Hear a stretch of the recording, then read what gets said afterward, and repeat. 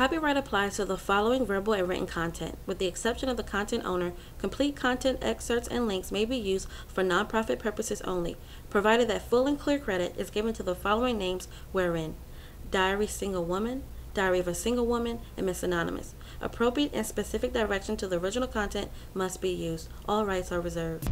Hi, I'm Miss Anonymous with Diary of a Single Woman. I hope that you have been enjoying my true erotic stories from my diary. Yes, I do have a lot more true stories to share with you. But in the meantime, I have a proposition for you. Yes, a proposition. I want you to take a journey with me. Take a journey into a mysterious, taboo, and intriguing world of sensual fiction. A world that offers a place for you to escape from your normal daily life. A world that expands your mind beyond boundaries. Beyond boundaries you never knew you had. A world where you discover intimate thoughts and feelings you thought you were incapable of. A place where you can indulge in nail-biting stories. Oh yeah, this is going to be so damn good. I'm writing this lustful, adventurous novel just for you. I've named this series as a tribute to the breathtaking trilogy that had us all glued to our books and movie screens. Well, fasten your seatbelts, or should I say unfasten your seatbelts, and get ready to live life on the edge. Welcome to 50 Shades of Red.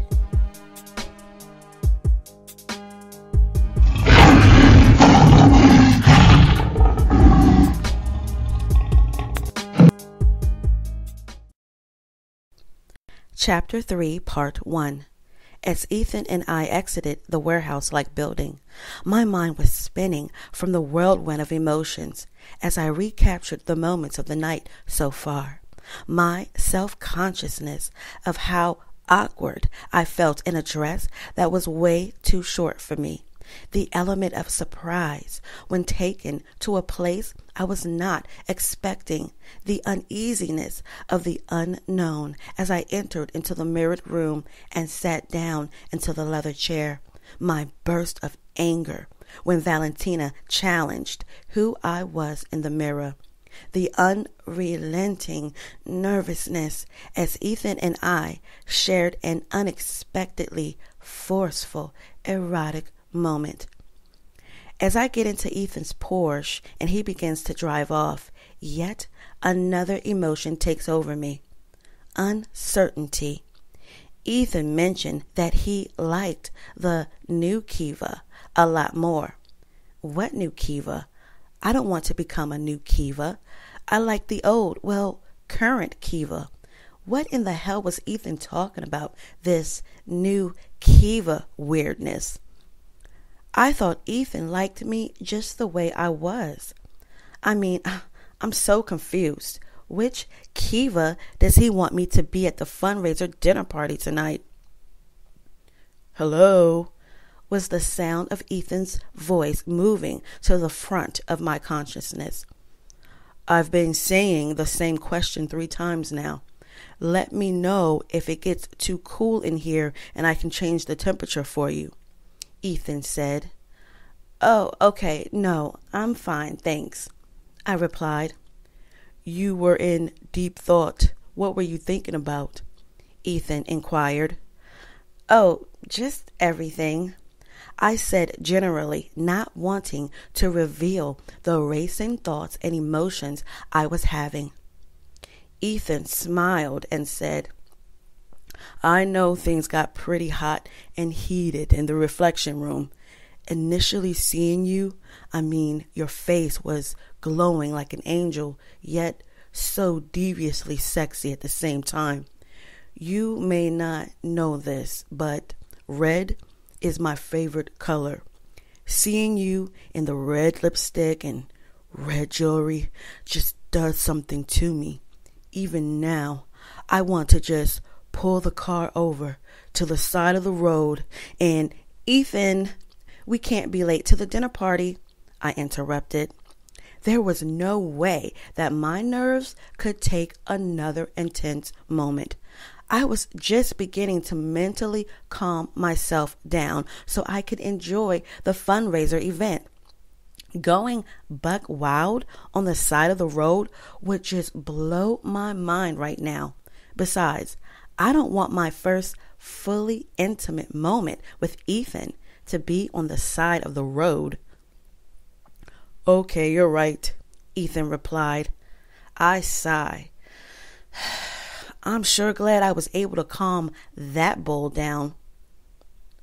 I want to share something very important with you. If you ever feel like one of our moments becomes too intense, I want you to say a safe word, and that moment ends immediately. Ethan explained. Safe word? What is that?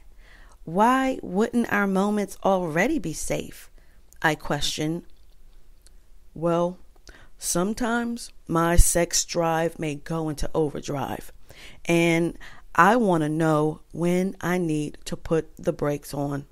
As we continue to date and you get to know me, I think you will understand more of what I'm talking about. Ethan replied. Okay, shit is getting really crazy right now. Until this day, Ethan has only kissed and hugged me. As a matter of fact, I wondered why he had never come on to me a lot more. I guess I should be careful of what I ask for. It sounds like it's feast or famine with him. He's either cool, calm, and collected, or a raging bull fresh out of the rodeo gate. Yeah, we had better establish a safe word. Okay, so what should our safe word be? I said. Ethan replied, garden. I smiled and said, so you do remember, referring to the red and green floral print dress from the boutique that I loved so much because it reminded me of the garden I used to play in on sunny days as a little girl. Okay, so garden it is, I said. We make our way into the city and traffic is heavy as usual. Even on Saturday nights, Manhattan is terribly congested. New York is one of those cities that never sleeps. Billboards everywhere, lights flashing, crowds of people walking around, the booming bass of music coming from the hottest night spots, and the thick yellow belt of taxis, along with an equally amount of Uber-identified cars. Speaking of taxis and Ubers, I say to Ethan, we should take a taxi or Uber sometime. This way you can get out from behind the wheel and relax a little. Ethan responded, I like being behind the wheel. I like to drive. I like the control of driving rather than being chauffeured around. I don't know. It's in my nature. I sigh. Here we go again. It's like a control fixation. Since today, I've started to pick up on Ethan wanting to be in control a lot. I don't know what to make of it all. After a brief silence, Ethan concedes. I suppose you're right. Maybe we should have my driver take us around. I mean, he's practically getting a full salary to do half of what his job requires. Your driver? You have a driver? I never knew that, I said surprisingly. Ethan laughs and says, I know you wouldn't know that. There's a lot of things you don't know about me yet. Yes, I have a personal driver who runs my errands for me. He is supposed to chauffeur me around, but I don't allow him, Ethan said. Suddenly, Ethan makes a right turn off the main street and into a dark alleyway. We were driving past trash dumps and the back of buildings. Ethan, where are we going? I said frantically. Relax, Keeva. You will find out soon, Ethan replied. No. Tell me now. No more games tonight. Where the fuck are we going? I said in a stern tone. Ethan laughed and said, Oh, yes. Now that's the Keeva I like. The curse me out Keeva, Ethan explained. Then out of nowhere, we start approaching a tall brick wall with an iron gate. There were several armed guards located there. As Ethan continued to drive us towards the gate, I started to see a well-lit road beyond the iron bars. Ethan stops the Porsche and rolls down his window. Good evening, Mr. Bowman, one of the armed guards said. Good evening, Josh. How's the family? Ethan replied. Well, the wife still shops on the weekend and the twins are still knocking over the coat rack, so I guess all is well. Josh and Ethan laughed at the exact same time. Ethan retrieves some sort of ID from an inside pocket of his tuxedo and hands it over to Josh. I haven't seen you in a while, Josh inquired. I know the family business had a spike in wine sales last quarter. That reminds me, I owe you 3 of our newest wine collections. Something you can enjoy while the wife is out shopping, and when the coat rack twins are fast asleep, I'll be sure to have my assistant ship them to you first thing Monday morning, Ethan said. Now, that's the Ethan I'm more familiar with, the charming, kind, and generous Ethan, not the aggressive bull I experienced in the warehouse. Wow, his assistant must get paid really well because Ethan tends to keep them busy. They have to pay Valentina first thing Sunday morning and now ship wine bottles to Josh first thing Monday morning.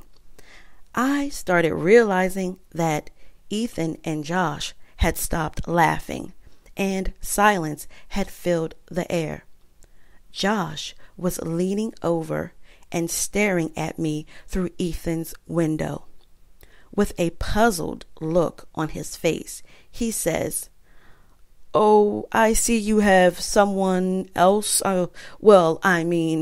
Ethan interrupts and says, This is Miss Jamerson, Miss Keeva Jamerson.